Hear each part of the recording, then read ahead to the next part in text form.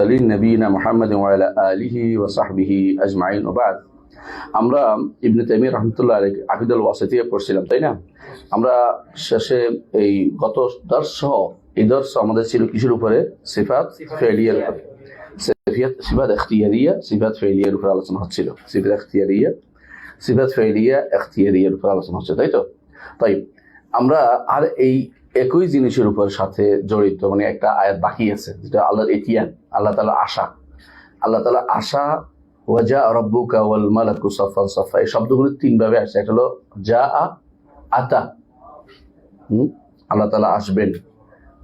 তারপরে একটা হলো মাজি, হ্যাঁ, এই কয়টা হাদিস আছে, ইতিয়ান, মাজি, দুইটা সিফাত আসছে এখানে।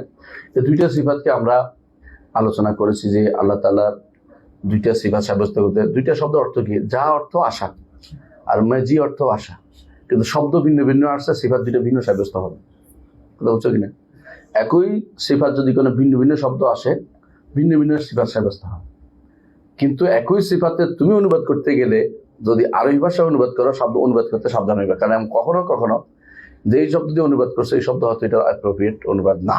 যেমন আমাদের শেখ মোহাম্মদ সালেহ আল উসাইমিন রাহিমাহুল্লাহ, তিনি বলতেন যে আল্লাহ জাওয়াদ, কিন্তু আল্লাহকে সাখী বলা যাবে না। যদি শব্দ অর্থ সবাই বলে জাওয়াদ তিনিই সাখী, কিন্তু এটা বলা যাবে না, কারণ এই শব্দ আসেনি, শব্দ ওইটা আসছে। ঠিক অনুবাদের ক্ষেত্রেও খেয়াল রাখতে হবে বাংলা ভাষায়, যে ডিকশনারি থাকলে সব শব্দ দিয়ে সব এই সিফাতের অনুবাদ করা যাবে না। যতক্ষণ পর্যন্ত অ্যাপ্রোপ্রিয়েট পুরোপুরি আসবে ততক্ষণ পর্যন্ত এই শব্দের অনুবাদে ব্যবহার করা যাবে না। কথা বুঝছেন তো? তো এখানে আল্লাহ তাআলা দুইটা সিফাত হলো ইতিয়ান, এটা হলো মাজি, আল্লাহ আসবেন, আগমন করবেন। দুইটাই বুঝায়।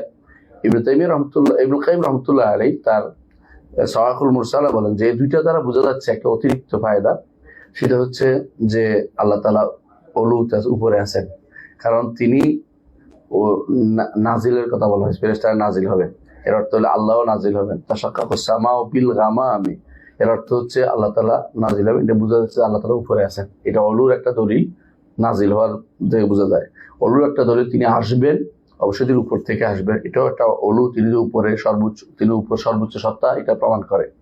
বরং সর্বোচ্চ সত্তা প্রমাণ করে এরকম বহু দলিল আছে আল্লাহ সর্বোচ্চ সত্তা, কিন্তু তারপরেও মানে না কারা? হ্যাঁ, মানে না কারা? এটা মানে না কারা? আহলুস সুন্নাহ ছাড়া আর কেউ মানে, আর কেউ মানে না। এটা দিয়ে পরীক্ষা হবে যে আল্লাহ তাআলাকে কতটুকু তারা মানে। আশ্চর্য বিষয় হচ্ছে কিছু কিছু আশারী মুতাকাদ্দিমিন যারা ছিল, তারা কিন্তু আল্লাহকে উপরে মানত, কিন্তু কেউ একটা দেশ মানতে না, আল্লাহ সিফাত ফেলি হিসাবে আল্লাহকে উপরে উঠেছেন মানত না। রহমান আরশের উপরে সেটা মানত না, আল্লাহ উপরে উঠেছে এটা মানলে আমল হয়ে যায়, কাজ হয়ে যায়। আল্লাহ কোনো কাজ করেন না, এটা করলে তো কেন করলেন, আল্লাহকে কে ইন্সপিরেশন করলো, কেন করলো, এই জাতীয় কথাবার্তা শুরু হয়েছে। নাউযুবিল্লাহ। ইন্তেকাল কেন হলেন? ইন্তেকাল তো সিফাতুল মুহদাসাত, সিফাত মানে সৃষ্টির গুণ, আল্লাহ হতে পারে না, এই জাতীয় তারা নিজেরা সাব্যস্ত করে। আল্লাহর জন্য কি হবে না হবে তারা নির্ধারণ করে দিবে, আল্লাহ বললে হবে না, মানে তারা নির্ধারণ করে দিবে। নাউযুবিল্লাহ। মানে যেমন আল্লাহ বলছে আমি আসছি, হ্যাঁ আসবো হাসরের মাঠে, তারা বলছে আপনি আসবেন না, আপনি আসতে পারেন না। তারা হলো এরকম যে আপনি আসা এটা ঠিক না, আপনি কেন আসবেন, আপনি আসলে তো আমাদের সমস্যা হয়ে যাচ্ছে, আমাদের সমস্যা হয়ে যাচ্ছে। এই জন্য এগুলি হচ্ছে মানে বেদাতীদের কাজ হচ্ছে বিবেককে প্রাধান্য দিয়ে আল্লাহ তাআলার সিফাতকে অস্বীকার করা। তো এখানে আসি সর্বশেষ যে আয়াতটা আমরা পড়েছি, ওয়া কাউলুহু ওয়া ইয়াওমা তাশাক্কাকুস সামাউ বিল গামামি, যেদিন আসমান ফাটবে, বুঝে আসছে, ফেটে যাবে। বিল গামামে অর্থ কি? মেঘ দিয়ে ফাটবে, কারণ মেঘ নাজিল হবে, আল্লাহ নাজিল হবে। কথা বুঝছেন তো? এই জন্য মেঘ দিয়ে ফাটবে। এর অর্থ তারা তখন ফেরেশতারা নাজিল হবে। হ্যাঁ, ফেরেশতারা নাজিল হয়ে কি করবে? তখন সৃষ্টিকে হাসরের মাঠে ঘিরে ফেলবে সৃষ্টিকে হাসরের মাঠে। তখন আল্লাহ তাআলা নেমে আসবেন। তো ইজা সামাউন ফাতারাত, আমরা এটা পড়ি না কোরআন কারীমে, যখন আসমান ফেটে যাবে, এর অর্থ হলো ফেটে যাবে। একটা অর্থ হলো ইনফাতারাত বিল গামাম, তাশাক্কাকুস সামাউ বিল গামাম, অর্থাৎ এটার এক অর্থ হলো চৌচির হয়ে চূর্ণ বিচ্ছিন্ন হওয়া, এটাও শুদ্ধ। আরেকটা হলো আসমান ফেটে যাবে, কারণ আল্লাহ আসমান আবার বানাবেন, কারণ যেভাবে আগবার তৈরি করেছেন, কামা খালাকনা আউয়ালা মাররাতিন, আগে যেভাবে তৈরি করেছেন আবার তিনি সেটাকে তৈরি করবেন। ওয়াদান আলাইনা ইন্না কুন্না ফাইলিন, আল্লাহ ওয়াদা করছেন যেটা তিনি করবেন। অর্থাৎ ইয়াউমা তুবাদদাল আরদু গায়রাল আরদি ওয়াস সামাওয়াত, জমিন পরিবর্তিত হবে, আসমানও পরিবর্তিত হবে। বুঝে আসছে? সে আসমান ভেদ করে আল্লাহ তাআলা নাজিল হবেন কোথায়? হ্যাঁ, তিনি হাসরের মাঠে আসবেন, এবং সেই মাঠটা কোথায় দেন? হাসরের মাঠ কোথায়? যারা বলে শাম এরা বুঝে নেই। হাসরের মাঠ, দুনিয়ার হাসরটা হলো শাম। দুনিয়ার হাসর বুঝছেন তো? দুনিয়ার হাসর হচ্ছে দুনিয়াতে সর্বশেষ একটা হাসরের মাঠ একত্রিত হবে, যেখানে পৃথিবী ধ্বংস হবে। তখন মানুষ হাসর এই আর ইয়াতে থাকবে, শামে থাকবে। চতুর্দিক থেকে আগুন ধেয়ে আসবে। সর্বশেষ যে কিয়ামতের আলামত, সেটার কারণে মানুষের একসাথে হবে। দুনিয়ার এটার একটা হাসর, এই জন্য আরদুল মাহশার বলে এটাকে, শামকে। কিন্তু এটা আখিরাতের হাসরের মাঠ না। আখিরাতের হাসরের মাঠ এগুলি কিছুই থাকবে না। নতুন একটা মাঠ তৈরি হবে, যেখানে কারো উপরে কোনো জুলুম হয় নাই, অথচ সেখানে কবর আছে, তাই না? সেখানে কোনো ইটা আছে, গাছপালা আছে, হাসর আর ইয়াতে এই বর্তমানে শামে, তাই না? সেইটা কোনোটাই থাকবে না। জগৎ নতুন করে তৈরি করবেন আল্লাহ তাআলা। জমিন একটা এমন জমিন হবে যে জমিনটা ভিন্ন রকমের, এরকম পাহাড় পর্বতওয়ালা জমিন না, এমন একটা জমিন আল্লাহ তাআলা তৈরি করবেন। আল্লাহ তাআলা সবই করতে পারেন, ওয়াদান আলাইনা। সুতরাং যারা হাসরের মাঠকে অনেক সময় দেখবেন যে অনেকেই হাসরের মাঠ বলে কোথায় লিখতেছে, হ্যাঁ, এই সামদেশ লিখতেছে, ওটা বুঝে না। অনেকে তো আরাফার মাঠেরও সামদেশ মানে আর হাসরের মাঠ বানিয়ে দিচ্ছে। আরাফার মাঠ হাসরের মাঠ কোথাও আসে নাই, কোথাও আসে নাই। ওইটা আসছে যে ওয়াদি নামান আল্লাহ তাআলা একত্রিত করেছেন, আদমের পিঠ থেকে মানুষদের বের করেছেন, এই বর্ণনাটা আসছে। এই বর্ণনাটার মধ্যে শুদ্ধ অশুদ্ধ বিষয় রয়েছে, বের করার বিষয়টা। তো তারপর যদি শুদ্ধ হয়ে থাকে তাহলে এটা ওয়াদি নামান, এটা হচ্ছে ওয়াদি নামান কোথায়? ওয়াদি নামান বলে আরাফার মাঠকে, বুঝলেন তো কথাটা? কিন্তু এটার সাথে হাসরের মাঠের সম্পর্ক নাই। কিন্তু মানুষ, কিছু মানুষ এটার সাথে একসাথ করে ফেলে, যার জন্য সাবধানে আমাদের কথা বলতে হবে, ঠিক আছে? তাহলে হাসরের মাঠ একটা ভিন্ন একটা মাঠ হবে। আল্লাহর জন্য এই মাঠ তৈরি কোনো বিষয়ই না। এখন যারা আকাশ নিয়ে চিন্তা করে তারা বুঝবে যে কিছুই না, পৃথিবী একটা ফোঁটা, বিলিয়ন বিলিয়ন পৃথিবীর মধ্যে পৃথিবী একটা ফোঁটা। হাসরের মাঠ তৈরি করা কোনো ব্যাপারই না, বিষয় আল্লাহ তাআলার জন্য। সুতরাং আল্লাহ তাআলা ওমা যালিকা আলাল্লাহি বিআজিজ, আল্লাহর জন্য কঠিন কিছুই না।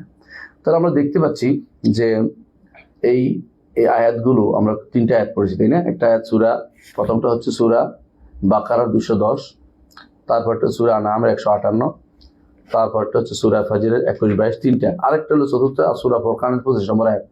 এগুলিতে আমরা দেখতে পেলাম যে কয়েকটা সিফাতের কথা এখানে আসছে। 1 নম্বর হচ্ছে যে ওয়ানুজিল মালাইকা তানজিলা, তারা ফেরেশতা নাজিল করার তো আল্লাহও নাজিল হবেন, ফেরেশতাও নাজিল হবে, কারণ ফেরেশতাই দিকির রাখবে। এই 3 একসাথে কয়েকটি সিফাতের কথা আছে। একটা হলো মাজি, আর এতিয়ান, একটা নজুল, সবগুলি আল্লাহর জন্য সাব্যস্ত হবে। আর আল্লাহ তাআলা নজুল তো এমনি সাব্যস্ত আছে, প্রতি রাত্রিতে তিনি নেমে আসেন। আর কখন নামেন? ইয়াউম আরাফা, আশিয়াতু আরাফা, আরাফাত বিকাল আহসাব, বারাকাল্লাহু ফিক। আর যেটা শুদ্ধ হয় না নামাজ, এটা হলো কোনটা? নিসফু শাবান, আহসাব।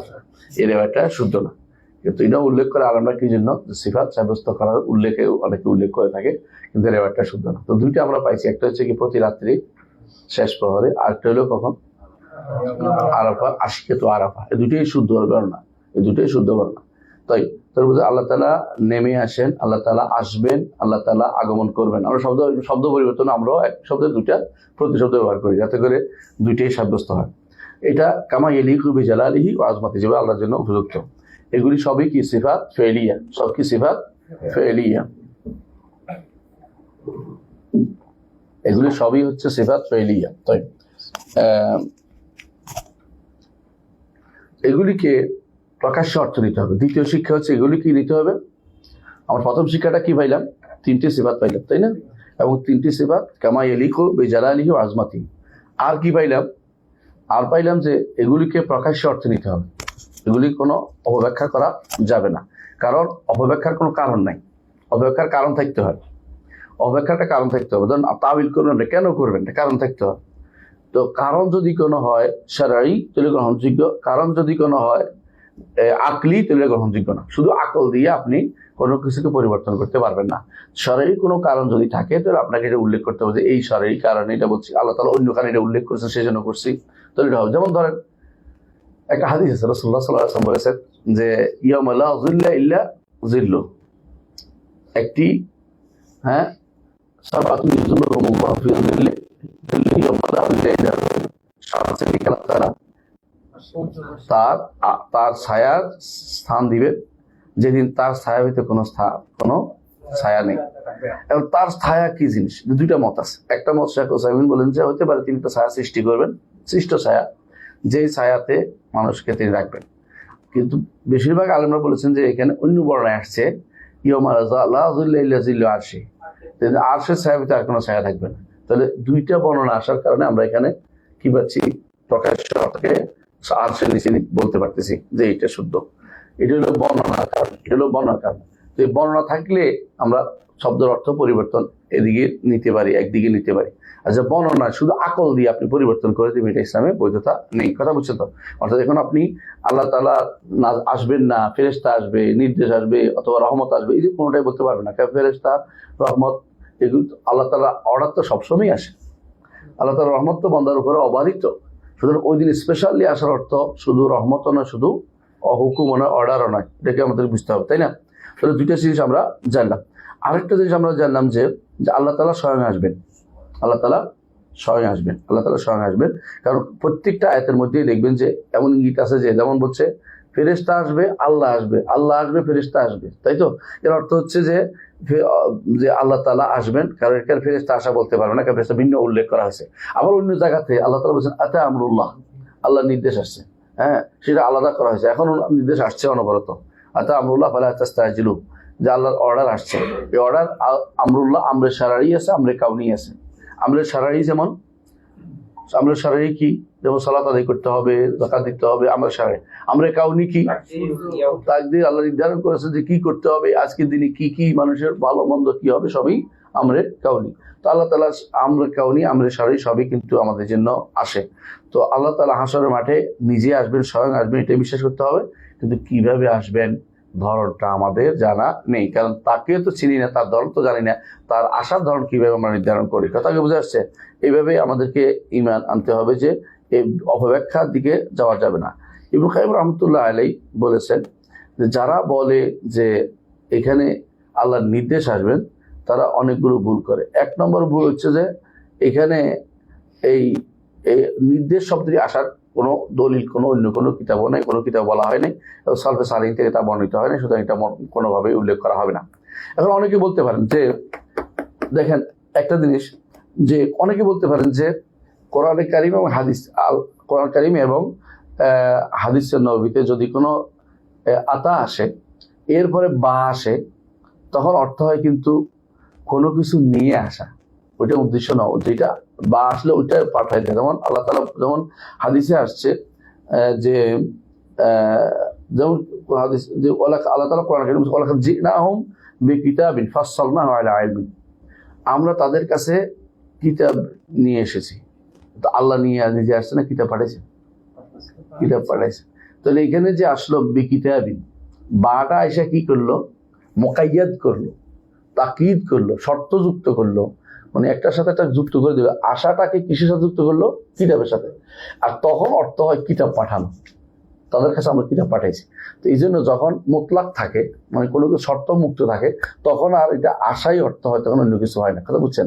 অর্থাৎ যখন কোরআন হাদিসে যখন যা বা আতার পরে কোনো কিছুর সাথে সম্পর্ক যুক্ত হয়, যুক্ত করে কি আসলে এটা বলে দেয়, তখন সেটা আল্লাহ তাআলার সাথে সম্পৃক্ত হয় না, এটা যেটার সাথে সম্পৃক্ত ওইটা আশা হয়। তখন এটার এই সত্তা আশার বুঝায় না, কিন্তু তখন যেটার সাথে যুক্ত হচ্ছে এটা আশা হয়। কিন্তু এখানে আল্লাহ তাআলা বলছেন যেমন আল্লাহ তাআলা বলছেন রব্বুকা, আপনার রব আসবেন, সেখানে কোনো কিছু সম্পৃক্ত করে নাই। এর অর্থ হচ্ছে মুতলাক থাকার কারণে আল্লাহর আশাটা, হাশরের মাঠে আশাটা, এটাকে আল্লাহকে আশা, আল্লাহ আসছে এটাই বুঝতে হবে, অন্য কোনো আল্লাহ আসবেন এটাই বুঝতে হবে, অন্য কোনো কিছু বোঝার কোনো সুযোগ নাই। কারণ হচ্ছে মুতলাক আর মুকাইয়িদের পার্থক্যটা আমাদের জানতে হবে। মুতলাক মানে হলো নিঃশর্ত, আর হলো শর্তযুক্ত। শর্তযুক্ত করলে যেটা শর্তযুক্ত ওইটা আসবে, আর শর্তযুক্ত না করলে আল্লাহ স্বয়ং আসবেন, এটার উপরে ঈমান রাখতে হবে। আচ্ছা, তাহলে এখান থেকে আমরা অনেকগুলো শিক্ষা আমরা পেলাম, আলহামদুলিল্লাহ। এক নম্বর হচ্ছে আল্লাহ তাআলা সিফাত সাব্যস্ত করবো কি, নুজুল, তারপরে আল্লাহ তাআলার ইতিয়ান, আর হলো মাজি, আর হলো ইস্তিওয়া, আর হলো ইরতিফা, আল্লাহ উপরে, তাই না? এগুলো সবই কিন্তু আমাদের এই আয়াতগুলি দ্বারা সাব্যস্ত হচ্ছে। কারণ আয়াতগুলি সবগুলিতেই বোঝা যাচ্ছে আল্লাহ উপরে, তিনি আসবেন, আল্লাহ নামবেন, কেমন আল্লাহ তাআলা এইগুলি হিসাব নিবেন, আল্লাহ তাআলা কাছে করবেন, এটা হলো সাব্যস্ত হচ্ছে। তো এইগুলি কোনোটাতেই কোনো সমস্যা নেই। সমস্যা কাদের কাছে? যাদের কাছে যারা আগে থেকেই অন্তরটাকে তাসবিহ দিয়ে রাখছে, মুশাব্বিহ, যারা তাসবিহ দিয়ে, যারা অস্বীকার করে। তখন আল্লাহর সিফাত যারা অস্বীকার করে আগে কি করে জানেন? আগে ধারণা করে যে সৃষ্টির মতো, পরে এটা অস্বীকার করে। এই যে কুল্লু মুআত্তিল মুশাব্বিহ, ইবনে তাইমিয়া রাহমাতুল্লাহ বলেন প্রত্যেকটি যারাই সিফাত অস্বীকার করে তারা আগে কি করে? তাতিল করে নেয়, মানে আরে তাসবিহ দিয়ে নেয় যে তোর তো মানুষের মতো হয়ে গেল, এইটাই সমস্যা। তো এরা তাতিল করে। আবার যারা মুশাব্বিহ তারা মুআত্তিল, কারণ আল্লাহ তাআলা যেটা বলছে এটার সাথে তাসবিহ হওয়ার কোনো সুযোগ নেই। যারা তাসবিহ দিয়ে দিছে যে আল্লাহটা আমার নাজিল হওয়ার মতো, তাহলে তারাও কি করছে? আল্লাহর মূল সিফাতকে অস্বীকার করে বসছে। এই জন্য কুল্লু মুআত্তিল মুশাব্বিহ ও কুল্লু মুশাব্বিহ মুআত্তিল, এটাকে এভাবে বুঝতে হবে। আচ্ছা, এই হাদিসে ইবনে কাইয়িম রাহমাতুল্লাহ আলাইহি উল্লেখ করেছেন যে এই আয়াতগুলো দ্বারা বোঝা যাচ্ছে আল্লাহ তাআলা উপরে, কারণ তিনি আসা অর্থ, এবং বলছে তাশাক্কাকুস সামাউ বিল গামামি, ফেরেশতা নাজিল হবে আসমান ভেদ করে মেঘ নিয়ে, আর মেঘের পরে আল্লাহ আসবেন, এর অর্থ হচ্ছে আল্লাহ উপরে। এটাই তারা এই দলিল দিয়েছে। তো উলুল্লাহর একটা দলিল এখান থেকেও আমরা পাই। সুবহানাল্লাহ। তাই আমরা যতটুকু জানি, এতটুকু তারা কি বুঝলাম যে আল্লাহ তাআলার জন্য সিফাত ফেলিয়ে সাব্যস্ত করতে হবে। ইবনে তাইমিয়া রাহমাতুল্লাহ এরপরে সিফাত জাতিয়া দিকে আবার আসছে। সিফাত জাতিয়া, আল্লাহর জন্য সিফাত জাতিয়া। আগে তিনি সিফাত সামরিয়া, যেগুলো সিফাত সামরিয়া এগুলিকে আলোচনা করেছেন, যেগুলো সিফাত মানবিয়া সেগুলো আলোচনা করেছেন, সিফাত জাতিয়া, সামরিয়া, মানবিয়া।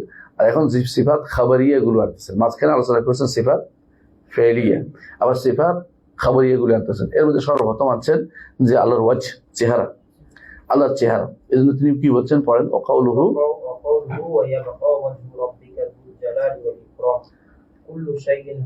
কুল্লু মান আলাইহা ফান, নাই যদি উল্লেখ করেন না, আচ্ছা অসুবিধা নেই। ওয়ায়াবকা ওয়াজহু রাব্বিকা যুল জালালি ওয়াল ইকরাম। কুল্লু মান আলাইহা ফান, আলাইহা আপনারা কি বুঝছে? আলাইহা, আলাল আরদি, আলা জমিনের বুকে যা আছে, বুঝছেন তো কথাটা? কিন্তু আমাদের ভাইরা এটা অর্থ তাড়াতাড়ি খেয়াল না করে, যারা সবুজ পাখির বিশিষ্ট এক আলেম আছে বাংলাদেশে, মানুষকে তাকফির করতে, আগে আমি তো কমেছে আর কি। তো বলতেছে যে আমরা নাকি মনে করি আল্লাহ তাআলা এক পা, আল্লাহ তাআলার এক হাত, আল্লাহ তাআলার এক চোখ, মানে শয়তানি করে ইচ্ছা করে আমাদেরকে অপমান করার জন্য বলে। আমরা এগুলো কোনদিন বলিনি। তারপর আবার কি বলে যে আল্লাহ তাআলা শুধু চেহারাটা থাকবে আর সব ধ্বংস হয়ে যাবে, মানে বলছি কোথাও না, আল্লাহ তাআলা বাকি থাকবে, আল্লাহ তাআলার চেহারাও অবশ্য থাকবে। এটা হলো আমাদের বলা উদ্দেশ্য। কিন্তু চেহারা সাব্যস্ত করে যদি বলেন যে চেহারা সত্তা সহ, তাহলে ঠিক আছে। আর যদি চেহারাকে বাদ দিয়ে বলেন যে চেহারা বলতে যা সত্তা বুঝেছে, তাহলে ভুল বলছেন, কথা বলছেন, কথা বুঝেন নাই। আল্লাহ তাআলার চেহারা সাব্যস্ত করবেন এবং বলবেন যে আল্লাহর চেহারাও থাকবে, সত্তাও থাকবে। আর যদি বলেন যে আল্লাহর সত্তা থাকবে, চেহারার কথা উল্লেখ করবেন না, তাহলে আপনি ভুল করছেন। কারণ ওয়াজ আগে চেহারা আসছে, চেহারাকে সাব্যস্ত করবেন। তো আল্লাহ তাআলার জন্য চেহারা সাব্যস্ত করতে হবে। চেহারাকে অনেক সময় মুখমণ্ডল লেখে, না লেখাই ভালো। মুখমণ্ডল বলতে অনেকটা নির্ধারিত হয়ে যায়, মুখ সাথে সম্পৃক্ত, চেহারা লেখাটাই উচিত, কারণ চেহারাটাই সুন্দর। অনুবাদের ক্ষেত্রে এটা উত্তম। কিন্তু এটাকে যদি মুখমণ্ডল বললে মুখ মানে মানুষের সৃষ্টির মতো করছে, এটা বলা যাবে না, এটা তো বাড়াবাড়ি। উত্তর চেহারা বলাই উচিত, কিন্তু মুখমণ্ডল বললেই হয়ে যায় না, তাসবিহ হয়ে যায় না, এটা ভুল বলা। কারণ এটা অর্থ, এই অর্থ ওয়াজ্য অর্থ মুখমণ্ডল সারা দুনিয়াতে সবসময় অর্থে আসে, কিন্তু এটা আল্লাহর জন্য যেরকম ইয়ালিকু বিজালালি ওয়া আজমাতি, আল্লাহ বান্দারটা বান্দার মতো। সুতরাং এটা নিয়ে যে তাসবিহ দিয়েছে কথাটা এরকম না। তবে কুল্লু মান আলাইহা ফান, জমিনের বুকে যা আছে সবই কি হবে? ধ্বংস হবে। ওয়ায়াবকা ওয়াজহু রাব্বিকা, বাকি থাকবেন কে? আল্লাহ তাআলার চেহারা, তার সত্তা সহ। যুল জালালি ওয়াল ইকরাম, মহান আল্লাহর চেহারা তৈরি কি? যুল জালালি ওয়াল ইকরাম, সেটা অত্যন্ত মর্যাদাপূর্ণ, আজমাতুল কিবরিয়া এবং অহংকারপূর্ণ চেহারা, যে চেহারার দিকে কেউ তাকাতে সক্ষম হবে না ততক্ষণ পর্যন্ত না তিনি সেটাকে মানুষ দেখানোর মতো আমাদেরকে সুযোগ করে দেন, ততক্ষণ পর্যন্ত দুনিয়াতে কেউ তার চেহারা তাকাতে পারবে না। এই জন্য যখন চেহারা তাকাতে বলছিল যে রব্বি আরিনি আনজুর ইলাইকা, আল্লাহ আমার দিকে তাকান, আমি আপনাকে দেখবো, তখন আল্লাহ তাআলা কি বললেন?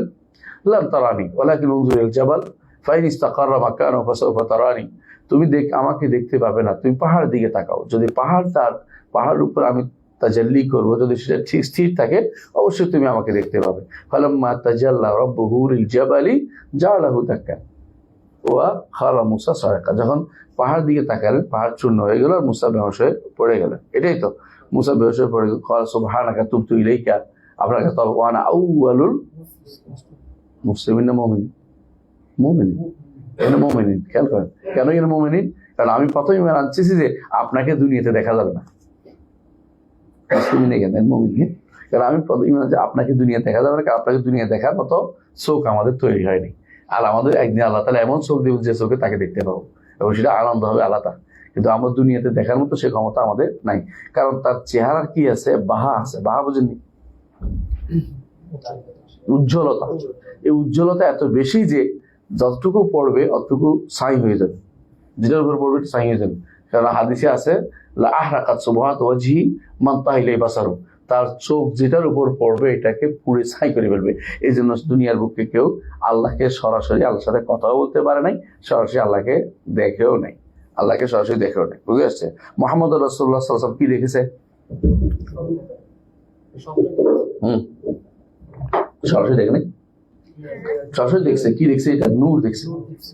রাআইতু নূর, তো হচ্ছে আল্লাহ রাআইতু নূর। অন্য বর্ণনা আছে নূরুন আন্না আরা, তিনি তো নূর, তাকে কিভাবে দেখবো? নূরটা দেখছে। নূর, সেখানে ছিল নূর। নূর, এই নূরটা কি? নূরটা হচ্ছে হিজাব, হিজাব ও নূর, হিজাব ও নূর, তার পর্দাটাও নূরের। তিনি পর্দা, নূরের পর্দা দেখেছেন। নূরকেও দেখা সম্ভব না, মানে আল্লাহকে দেখা সম্ভব না। তো যেই নূর আলো, সে আলোটা তিনি দেখেছেন। কখন দেখেছেন? এটা মেরাজের রাত্রিতে। আর স্বপ্নে তিনি আল্লাহকে দেখেছেন, কিন্তু সেটার বর্ণনা তিনি দেন নাই। শুধু আমরাও সেটা বর্ণনা না দিই, কিরকম দেখেছেন সেটা। অনেকেই এরকম স্বপ্নে যদি আল্লাহকে দেখে, কেউ বলে ওকে স্বপ্নে দেখছে, এটি বাড়াবাড়ি না করি।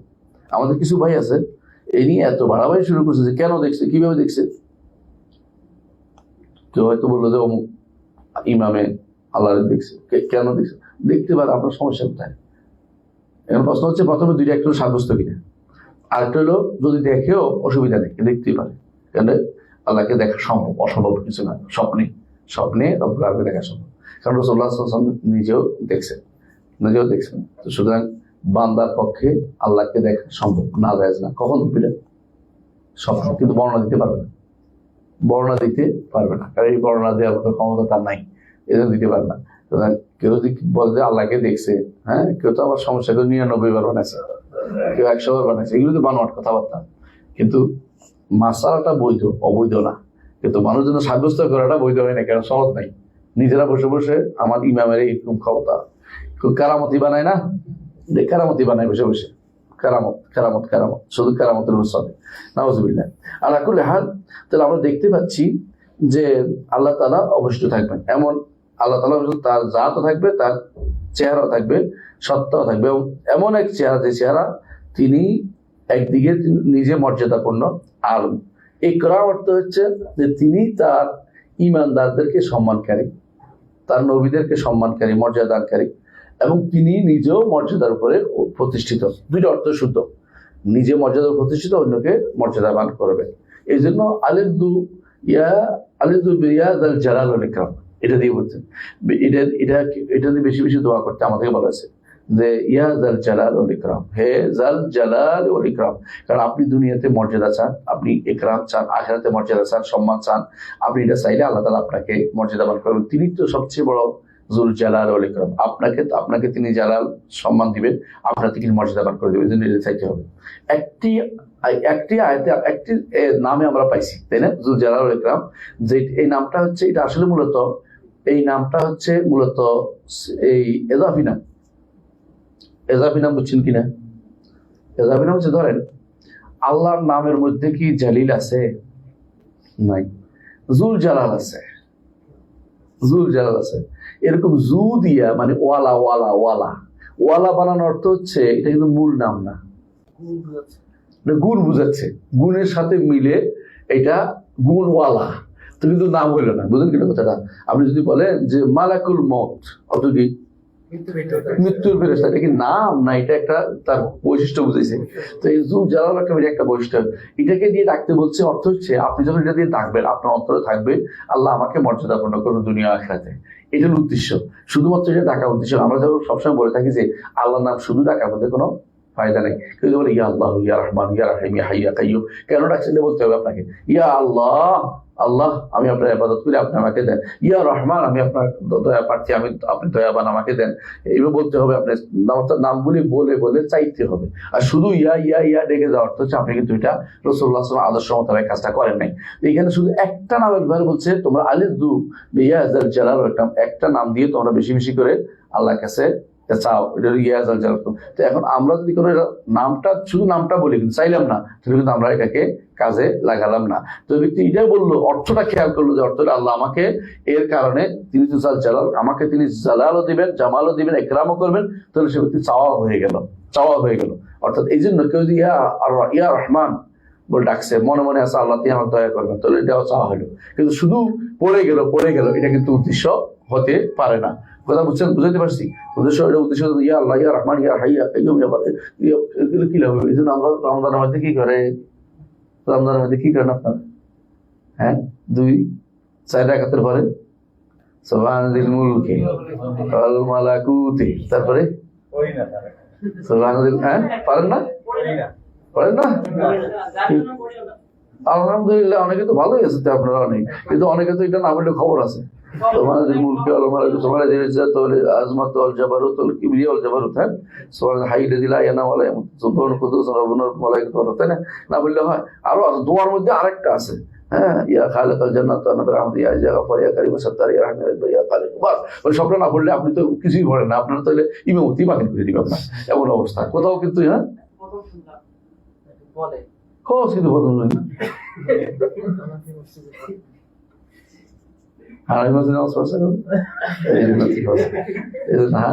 যদি হানাফিতে মসজিদ নামাজ পড়ছ না, আমরা এইটা বাধ্যতামূলক না পড়লে আপনার খবর আছে, কিছু জানে না, এর ইমামতি করতে পারবে না, ইমামতি দিবেন আপনার।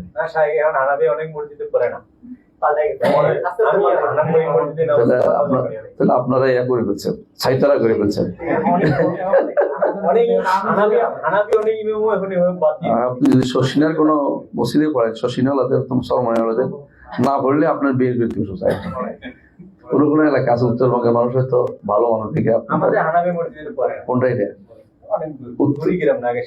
তাই ভালো, আলহামদুলিল্লাহ, আল্লাহ বাঁচাইছে। তো যাক, ওখানে পড়ে নাই, আগে পড়তো, যাক নতুন হয়েছে, যাক মানুষের বুঝা শিখছে যে এটা আসলে নাই, মানুষ বুঝছে যে এটা আসলে নাই। এই যে নামগুলি ডাকে কিন্তু চায় না কিছু, বুঝে না কথাটা। এটা উদ্দেশ্য না, উদ্দেশ্য হচ্ছে এটা যে আপনি নাম অবশ্যই জানবেন, কিন্তু এমন এমন নাম ডাকে যেগুলো আসলে নামও না। ইয়া সত্তারও পড়ে, সত্তার তো আল্লাহ নাম না আমরা জানি। ইয়া সিদ্ধির আছে কিন্তু সত্তার নাই। সিদ্ধির, তাও সিদ্ধিটা নাম কিনা ইখবার আর সিফা, এটাও কিন্তু একটা একতলাফ বিষয় আছে। তাই আমরা মেনে নিলাম যে নাম, কারণ শেখ এটা নাম বলছে, শেখ সাইবিন না, সাইবিন নাম বলছে সেই হিসাবে। তাহলে আমরা দেখতে পাচ্ছি যে আল্লাহ তাআলা করিম, তার কাছে চাইতে হবে সবকিছু, তার কাছে চাইতে হবে। তো এখানে আমরা যেটা দরকার, এটা আল্লাহ তাআলা চেহারা সাব্যস্ত করতে হবে। আরেকটা আয়াত আছে কোরআনে কারীমে, আল্লাহ তাআলা বলছেন কুল্লু শাইইন হালিকুন ইল্লা ওয়াজহা, সূরা কাসাস 8 নম্বর আয়াত, তাই না? সেখানে কিন্তু আল্লাহর জন্য কি সাব্যস্ত করেছে? চেহারা সাব্যস্ত। সবই ধ্বংস হবে, তবে আল্লাহর চেহারা যেটা আছে সেটা কখনো ধ্বংস হবে না। আল্লাহর চেহারা কখনো ধ্বংস হবে না। কুল্লু শাইইন হালিকুন ইল্লা ওয়াজহা, তো জমিনের সব কি ধ্বংস হবে? এটা এখানে কিন্তু সবই হচ্ছে। আর আগেরটা কিছু জমিন সব ধ্বংস হবে, আর এটা কিন্তু কুল্লু শাইইন হালিকুন বলছে। মনে রাখবেন, কুল অর্থ সবকিছু বললে সবকিছু হয় না, কারণ সব জায়গাতেই এই সংক্রান্ত সব বোঝায়। কুল বলতে সব জায়গাতে কিছু না কিছু কি আছে বাদ পড়ে। নিয়মে এটা যে কোনো কুল বলে, এটাকে বলা হয় যে কোনো মৌলিক জিনিস থেকে কিছু না কিছু এক্সেপশন থাকে, মৌলিক কোন নির্দেশনা থেকে এক্সেপশন থাকে। এই জন্য আলেমরা বলেন যে 8টা জিনিস ধ্বংস হবে না। 8টা জিনিস কি কি? একটা হচ্ছে আরশ, একটা হলো কুরসি, একটা হচ্ছে নার, একটা হলো জান্নাত। জান্নাত হলো 4টা, একটা হলো মানুষের রূহ, আরেকটা আছে যেটা দিয়ে মানুষ আবার নতুন করে তৈরি মেরুদণ্ডের নিচে, হ্যাঁ, আস্তে আস্তে দানা মতো, এটা ছোট, এটা দিয়ে মানুষ আবার নতুন করে তৈরি হয়। এইটাকে আপনি ধ্বংস করতে পারবেন, এটা আবার তৈরি হবে। আজে বলতাম কয়টা হলো? 6টা। আর 2টা রয়েছে, একটা লাল একটা কালো। এগুলো সৈয়দি রহমতুল্লাহ আলাইহি উল্লেখ করেছেন এবং এটা আলেমরাও স্বীকার করেছে এবং এর আগে উল্লেখ করেছে ইমাম বাইহাকি উল্লেখ করেছেন এগুলিকে, এবং এটা ইজমাই মাসালা প্রায়, যে এগুলোই ধ্বংস হবে না, এগুলি দিয়ে আল্লাহ আবার তৈরি করবে। আর এগুলি ধ্বংস হবে না, এর মধ্যে আরশ কুরসি কেন ধ্বংস হবে? আল্লাহ তাআলার সাথে সম্পৃক্ত, আল্লাহ তাআলার সাথে সম্পৃক্ত যেগুলো, সেগুলো ধ্বংস হবে না। জান্নাত জাহান্নামের হুর এগুলি কি ধ্বংস হবে? হবে না। জান্নাতের নেয়ামত ধ্বংস হবে না। প্রতিদিন আল্লাহ এগুলো তৈরি করে এগুলো রাখবেন ইমানদারদের জন্য, সুন্দর করবেন। প্রতিদিন তিনি সাজান, বিশেষ করে রমজান মাসে প্রতিদিনই তিনি কি করেন? জান্নাতকে নতুন করে সাজান, যে আমার বান্দারা আসবে, চিরে কুতুব পেশা নিয়ে আসবে, তাদের জন্য জান্নাতকে দিন সাজান। এগুলি কোনোটাই ধ্বংস হবে না, এগুলি সবসময় উত্তরোত্তর বৃদ্ধি পায়। তাহলে আল্লাহ তাআলা জান্নাতে কোনো কিছুই ধ্বংস হবে না, জাহান্নামও ধ্বংস হবে না, কারণ এটা আযাবের জন্য জায়গা, আযাবের জায়গায় আযাব পাচ্ছে, তারা চিরস্থায়ী আযাব পাবে। তো এই হিসাবে কুল্লু শাইইন হালিকুন ইল্লা ওয়াজহা, যে সবকিছু ধ্বংস হবে একমাত্র আল্লাহর চেহারা ভেতর। চেহারা থাকবে, চেহারা অর্থ হচ্ছে আল্লাহর জাত থাকবে না, জাত তখন চেহারা একই সাথে উদ্দেশ্য হবে। কারণ এখানে আরেকটা তাফসীর আছে এই আয়াতটার তাফসীর কে বলতে পারবেন? কুল্লু শাইইন হালিকুন ইল্লা ওয়াজহা, সবই ধ্বংস হবে, তবে মা ইয়াকুন লিওয়াজহিল্লাহ, আল্লাহর জন্য যেটা হবে কোনো ধ্বংস হবে না। বুঝছেন? আপনি দুনিয়াতে সম্পদ করছেন, দুনিয়াতে এটা করছেন, এটা করছেন, আল্লাহর জন্য দিয়ে রাখেন, দেখবেন যে কোন ধ্বংস হবে না, আল্লাহ এটা আখিরাতে আপনি পেয়ে যাবেন। এটাও একটা উদ্দেশ্য। এটা এই তাফসীরও শুদ্ধ, এই তাফসীরও শুদ্ধ। আল্লাহর চেহারা দেখার জন্য আপনি যদি কোনো কিছু করেন, অবশ্যই সেটা কি আল্লাহর কাছে পাবেন। এই জন্য ইল্লাবতিগা ওয়াজহি রাব্বিল আ'লা, একমাত্র আল্লাহর চেহারা দেখার নিয়তে যারা দান করে দিয়েছে, কে দিয়েছিল? আবু বকর রাদিয়াল্লাহু আনহু। এই জন্য এটা আল্লাহ তাআলা স্পষ্ট উল্লেখ করে দিয়েছেন। সুতরাং যেখানে যে ওয়াজ আছে আল্লাহ তাআলা, সেখানে ওয়াজ অর্থ চেহারাই নিতে হবে, অন্য কোনো অর্থ মানে নিবেন না। যেটা অনেকে কি করে, যারা বেদাতীরা, তারা কি মনে করে? একদল বলে যে সওয়াব, সন্তুষ্টি, সওয়াব দিবে আল্লাহ তাআলা, হ্যাঁ, আল্লাহ সওয়াব নষ্ট হবে না, এটা ঠিক না। আরেকদল বলে যে এটা দ্বারা উদ্দেশ্য আল্লাহ জাত নষ্ট হবে না, চেহারা সাব্যস্ত করা, এই জন্য জাত বুঝাইছে না, এটা ঠিক না। চেহারা এবং জাত উভয়টা বুঝাইছে। যেটা আমি যদি বলি তোমার তো চেহারাটা দেখিনি, এটা শুধু চেহারার অর্থ কি? তোমাকে তো দেখলাম না, এটা উদ্দেশ্য। চেহারা দিয়ে মানুষ সাধারণত কি করে? মানুষ সত্তাকেই বোঝায়। এই জন্য বলা হয় চেহারা সুরত। চেহারা সুরত বলে না, মানে সত্তাকেও চেহারা দিয়ে মানুষ উদ্দেশ্য নেয়। এটা আরবি ভাষাতে আসলে তো এটা উদ্দেশ্য হবে যে চেহারা ধ্বংস হবে অর্থ, চেহারা এবং চেহারা ধ্বংস হবে না অর্থ চেহারা এবং জাত কোনোটাই ধ্বংস হবে না, এটাই মানতে হবে। এটা হলো উদ্দেশ্য। আর কেউ আছে তাবিল করতে চেহারা অর্থ করছে কি জানেন? জিহা, দিক, আল্লাহর দিকে, মানে কুল্লু শাইইন হালিকুন ইল্লা ওয়াজহা, যা তার দিকে হবে, এটা ধ্বংস হবে না, তার দিকে এটা উদ্দেশ্য না। বুঝে আসছে কথাটা? হ্যাঁ। তো এখানে ওয়াজহ তো চেয়ার না করে তারা হচ্ছে কি দিক, এটা ঠিক না। দিক এখানে উদ্দেশ্য হবে না, উদ্দেশ্য হবে কি? চেহারা, এটা উদ্দেশ্য করতে হবে। আচ্ছা, কারণ একটা হাদিসে আছে যে চেহারা এবং জাতের মধ্যে আল্লাহ রাসূল সাল্লাল্লাহু আলাইহি ওয়াসাল্লাম পার্থক্য করেছেন। যখন তোমরা মসজিদে প্রবেশ করো তখন কি বলবে? আউযু বিল্লাহিল আযীম ওয়া ওয়াজহিল কারীম। বুঝা গেল? বিল্লাহে আছে না আল্লাহ সত্তা, পরে ওয়াজহিল কারীম, তার চেহারা আলাদা উল্লেখ করেছেন। তারপরে চেহারা আলাদা, জাত আলাদা। কেউ যদি বলে চেহারা বলে জাত বুঝাইছে, তাহলে হাদিসের অর্থ কি করবে? বেদাতীরা কি অর্থ করে হাদিসের? খবর ওয়াহিদ বলতে একটা করে বাদ দিয়ে দিচ্ছে, খবর ওয়াহিদ মানি না। হ্যাঁ, নাউযুবিল্লাহ। তাহলে হাদিস অস্বীকারীদের মধ্যে এরা কিন্তু প্রথম আগে থাকবে, আশারি মাতুরিদীরা। কারণ অনেক হাদিস তারা মানে না, কারণ তারা এগুলিকে বলে যে এগুলি আমরা আকীদার ক্ষেত্রে আমরা এগুলি মানব না। রাসূলুল্লাহ সাল্লাল্লাহু আলাইহি ওয়াসাল্লাম বলেছেন আউযু বিল্লাহিল আযীম, বিল্লাহ তো আল্লাহ জাত, ওয়া বিওয়াজহিল কারীম, এবং তার সম্মানিত চেহারার ওসিলা। তাহলে বোঝা গেল সম্মানিত চেহারা আলাদা, জাত আলাদা।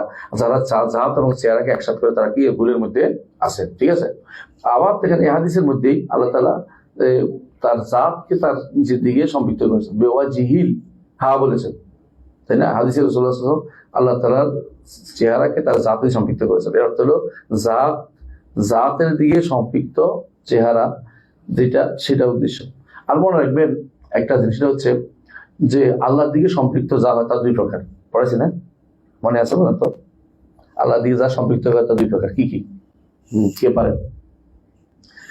কিন্তু সৃষ্ট জিনিস যদি হয়, আলাদা জিনিস হয়, তখন ওই সম্মানের জন্য হয়। যেমন আব্দুল্লাহ, আল্লাহর বান্দা, আব তো আলাদা, তাই না? কিন্তু আলাদা পাওয়া যায়, একটা দাস তো আরেকজনের ভিতরে পাওয়া যায় কি, আলাদা পাওয়া যায় না। যে জিনিস আলাদা, সৃষ্ট জিনিস, এটা যদি কোনো স্রষ্টার দিকে সম্পৃক্ত হয় তখন কি অর্থ হয়? সম্মান। যেমন বাইতুল্লাহ, আল্লাহর ঘর। যেমন না কাতুল্লাহ, আল্লাহর মুষ্টি, কোরআনে উল্লেখ করেছেন আল্লাহ তাআলা, দুটোই। তাহলে বোঝা গেল যে যেখানে থেকে তোমার অর্থ কি, সৃষ্টিকে স্রষ্টার দিকে সম্পৃক্ত করা, এটা অর্থ কি, সৃষ্টিকে সম্মানিত করা। আর যখন সৃষ্টি নয় এমন জিনিস বাইরে পাওয়া, চেহারা কি কোথাও আলাদা পাওয়া যায়? কোথাও দেখছেন চেহারা? হ্যাঁ, চেহারা তো সত্তার সাথেই, এটা বুঝেন। যে জিনিস এরকম যেটা আলাদা আলাদা জিনিস নয়, সেটা যখন উদ্দেশ্য নিবে তখন এটা হবে এজাহাতুল সিফাত ইলাল মওসুফ, অর্থাৎ গুণটাকে যার গুণ বর্ণনা তার দিকে সম্পৃক্ত করা হবে। এটা আলাদা কোনো সত্তা নয়। তার বোঝা যাচ্ছে যে এখানে সিফাত এটা সাব্যস্ত আপনাকে করতেই হবে, সিফাত এটা সাব্যস্ত আপনাকে করতেই হবে। কারণ এই সিফাত সাব্যস্ত না করলে এটাকে আপনি সত্তা আলাদা বানাতে পারতেছেন না, আর এটা জাতও বানাতে পারতেছেন না, অবশ্যই এটা কি, সিফাত। সুতরাং বোঝা গেল যে এই দুই রকমের মধ্যে সিফাত যদি আল্লাহর জন্য যখন চেহারা সাব্যস্ত করবেন, তো এটা অবশ্যই আল্লাহর গুণই হবে, এটা কোনো সৃষ্ট জিনিস হবে না। মুতাজিলা কি বলছে?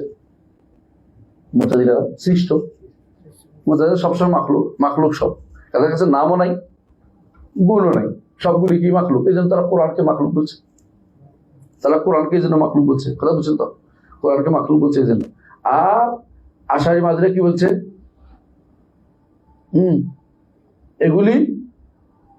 এগুলি গুণ না, এগুলি মুতাশাবিহ, এগুলি বোঝা যায় না, এগুলি অর্থ বোঝা যায় না, এগুলি অর্থ করা যাবে না, এগুলিকে তাহবিল করতে হবে।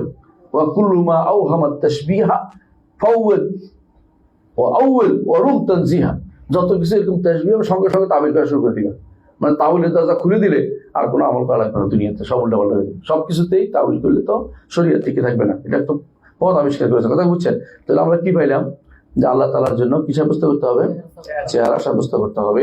এবং হাদিসে আছে রাসূলুল্লাহ সাল্লাল্লাহু আলাইহি ওয়াসাল্লাম বলেছেন, ইন্নাল্লাহা লা ইয়ানাম, আল্লাহ তাআলা তিনি ঘুমান না, ওয়ালা ইয়ানবাগি লাহু আন ইয়ানাম, ঘুমানো তার কোনো কি নয়, তার উপযুক্ত নয়। হিজাবুন নূর, তার পর্দা হচ্ছে নূরের। লাউ কাশাফা হু, যদি তিনি এই পর্দাকে খুলে দিতেন, লাহরাকাত সুবহাত ওয়াজহি, তার চেহারা যে আলো উজ্জ্বল সেটা পুড়িয়ে ফেলতো। মানতাহিলে বাসার মিন খালকি, তার সৃষ্টির যেখানে চোখ আলো পড়তো সেটা কি হইতো, তো তার চোখ পুড়ে ছাই হয়ে যেত। এই জন্য তিনি পর্দা আবৃত রেখেছেন নিজেকে, যাতে সেটা ধ্বংস হয়। হাসর মাঠে তিনি আসবেন, কথা বলবেন, তখন তিনি সেটা মানুষের মধ্যে সেই অবস্থা হবে যেটার মাধ্যমে তিনি কথা বলতে পারবেন, সে যোগ্যতা অর্জিত হবে। কিন্তু এখন তিনি অবশ্যই কোনো মানুষের সাথে, আল্লাহর সাথে সরাসরি কোনো হবে না, কথা হবে না। এই জন্য আল্লাহ তাআলা বলছেন ইল্লা মিন ওয়ারাই হিজাব। হ্যাঁ, আল্লাহ কোরআনে কারিমে আল্লাহ তাআলা বলছেন যে মা কান লিবাশারিন আন ইউকাল্লিমু আল্লাহু ইল্লা ওয়াহিয়া, আল্লাহ তাআলা কোনো মানুষের সাথে কথা বলবেন না ওয়াহি ব্যতীত। অর্থাৎ করলে কিভাবে বলবেন? ওয়াহি অর্থ কি, প্রেরণ করবেন তার কাছে। আও মিন ওয়ারাই হিজাব, অথবা পর্দার অন্তর থেকে। পর্দার অন্তর থেকে কথা বলছে কার সাথে? মুসার সাথে। আর কার সাথে? মুহাম্মদ রাসূলুল্লাহ সাল্লাল্লাহু আলাইহি ওয়াসাল্লাম। আর কার সাথে বলেছেন? আদমের সাথে। মানে যাদের সাথে কথা বলেছেন তাদের সাথে পর্দার অন্তর থেকে কথা বলেছেন। এই জন্য কেউ যদি বলে যে আল্লাহকে দেখে কথা বলেছে, এটা ভুল বলবে। হ্যাঁ, এই জন্য মুসা আলাইহিস সালাম কেন আগ্রহী হয়েছেন? তিনি আওয়াজ শুনে কিন্তু দেখতে পান, এ রব্বে একটু দেখতে চাই, আবদারের শেষ নাই। কইছিল একটা কথা, দেখতে চাইছেন মানে আগ্রহী তো হতেই পারে। ইমান নবীরা তো আল্লাহকে ভালোবাসেন বেশি, যাকে ভালোবাসে তাকে দেখতে চান, তো বড় আবদার করে হচ্ছে। আল্লাহ বলছে না, দেখ এটা আবদারটা ঠিক না, তুমি দেখতে পাবে না, কিন্তু অন্য কিছু শোনো, আমার কথা শোনো, এটাই। তো এই জন্য আল্লাহকে কেউ দুনিয়াতে জাগ্রত অবস্থায় দেখা সম্ভব না, কারণ তাকে দেখার অর্থ হচ্ছে সে টিকে থাকতে পারবে না, কারণ সেটা পুড়ে যাবে, তার ছাই হয়ে যাবে। কারণ দেখতে হলে পর্দাকে অনাবৃত করতে হবে, এটা তো সম্ভব না। এই জন্য তো আমরা আলহামদুলিল্লাহ একটু জানলাম যে আল্লাহ তাআলার জন্য সিফাতুল কি সাব্যস্ত করবো, চেহারা সিফাত সাব্যস্ত করবো। আর আরো সিফাত আছে ইয়াত, এগুলি ইনশাআল্লাহ আগামী ক্লাসে আমরা আলোচনা করবো। আজকে এখানে থাক। সুবহানাকাল্লাহু ওয়া বিহামদিকা আশহাদু আল্লা ইলাহা ইল্লা আনতা আস্তাগফিরুকা ওয়া আতুবু ইলাইক। আসসালামু আলাইকুম ওয়া রাহমাতুল্লাহি ওয়া বারাকাতুহু। কিছু প্রশ্ন আছে, এগুলো উত্তর দিই।